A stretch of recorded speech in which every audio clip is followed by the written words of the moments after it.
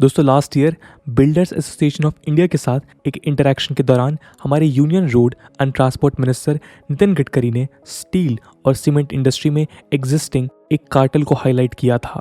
2021 में वेदांता द्वारा ऑर्गेनाइज एक इवेंट के दौरान भी श्री गडकरी ने इस कार्टेल की ओर रेफर करते हुए सीमेंट और स्टील प्लेयर्स द्वारा गवर्नमेंट और आम जनता को एक्सप्लॉइट करने की बात कही थी।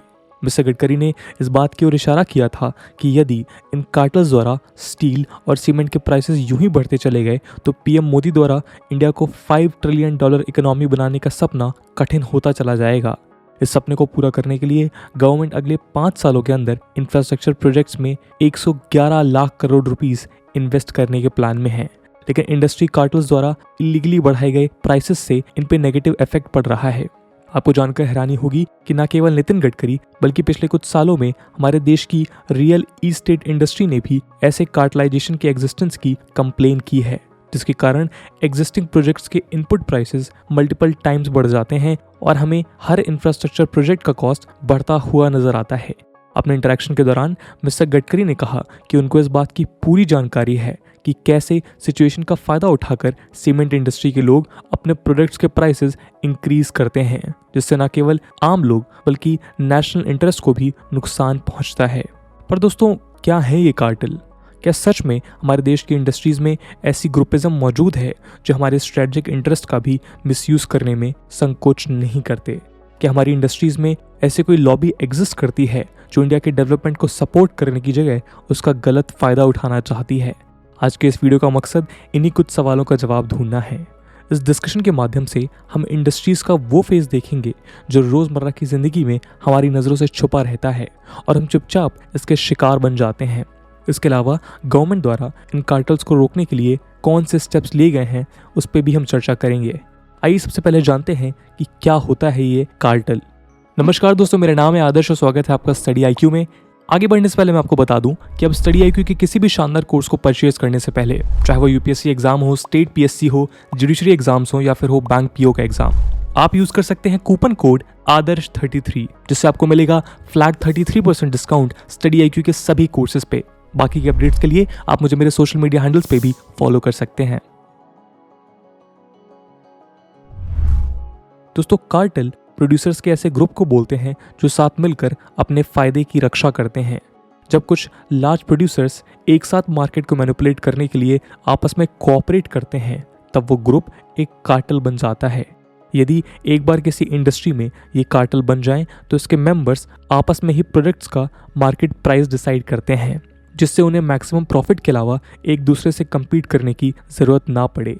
फ्री मार्केट की कंडीशन में कोई एक कंपनी सिमिलर प्रोडक्ट बनाने वाली दूसरी कंपनी से कम दामों में बेहतर प्रोडक्ट प्रोवाइड करने की कोशिश करती है, जिससे मार्केट में ओवरऑल पॉजिटिव कंपटीशन क्रिएट होता है और लोगों को कम से कम दामों में अच्छे प्रोडक्ट्स अवेलेबल हो पाते हैं।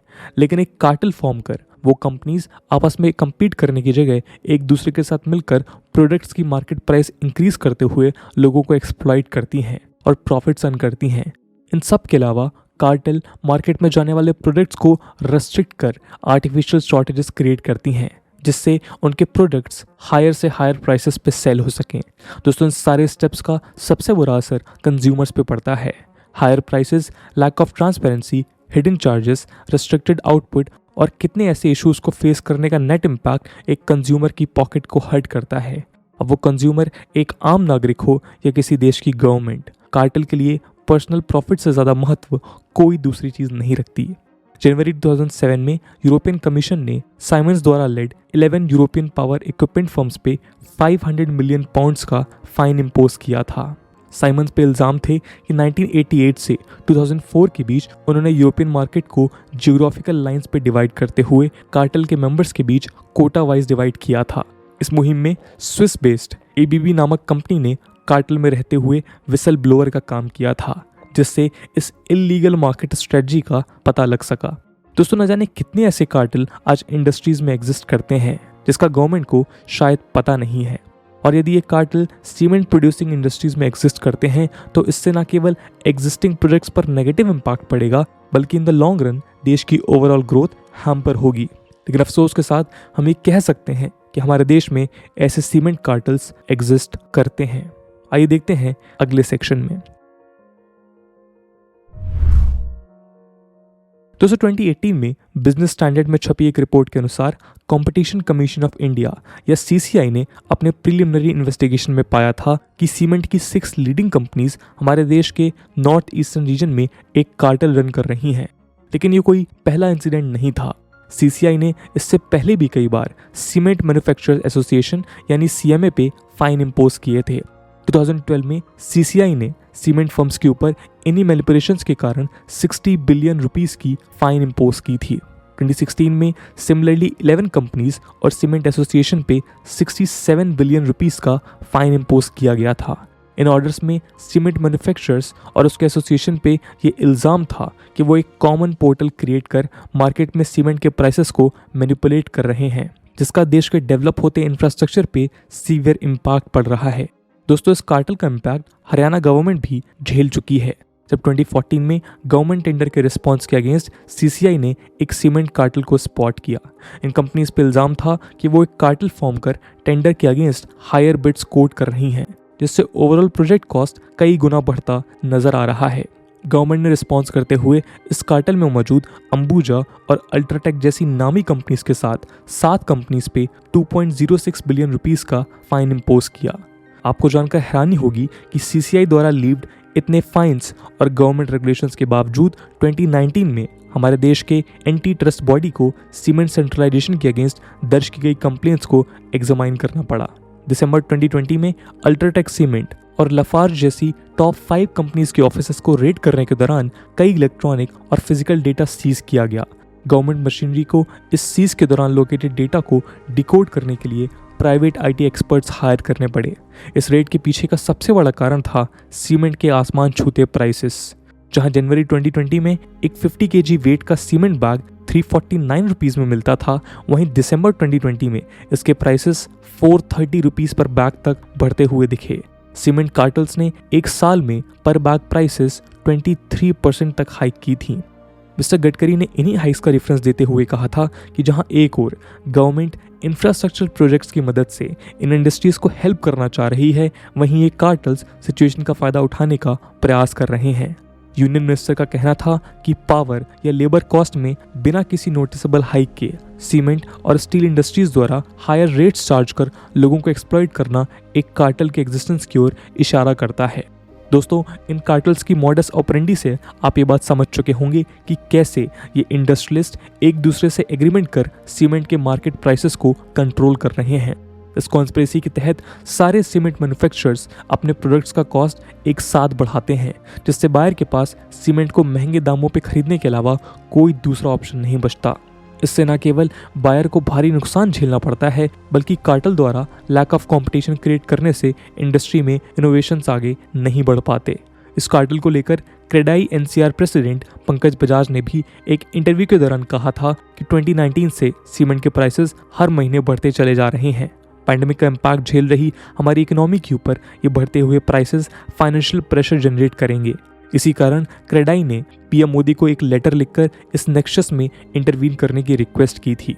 लेकिन दोस्तों ये तो रही एक पक्ष की बात, जहां गवर्नमेंट और दूसरे सेक्टर के इंडस्ट्रियलिस्ट सीमेंट मैन्युफैक्चरर्स पे कार्टेल फॉर्म करने का इल्जाम लगाते आए हैं। वहीं सीमेंट इंडस्ट्री से जुड़े एक्सपर्ट्स का अपना एक पक्ष है, आइए उसे भी जानते हैं।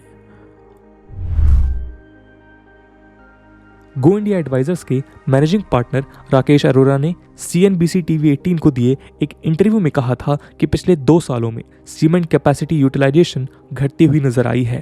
कैपेसिटी यूटिलाइजेशन किसी फर्म की पोटेंशियल इकोनॉमिक आउटपुट और एक्चुअल आउटपुट का प्रपोर्शन मेजर करती है, और यदि कोई कंपनी 100% से कम का यूटिलाइजेशन फेस कर रही है तो इन थ्योरी बिना एडिशनल कॉस्ट के प्रोडक्शन खुद ब खुद बढ़ जाता है।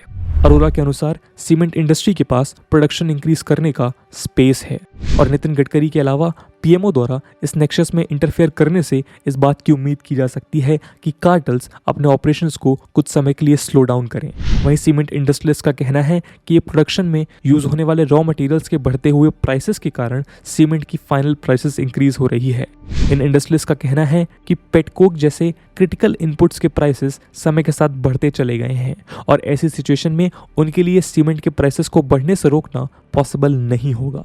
दोस्तों यूं तो इंडस्ट्रीज की बात पे गवर्नमेंट का एग्री करना कठिन है, लेकिन एक्सपर्ट्स के अनुसार कार्टेल के ऊपर कंडक्टेड रेट्स के बाद दिसंबर में सीमेंट के प्राइसेस नहीं बढ़े और सेम पैटर्न जनवरी में भी देखा गया।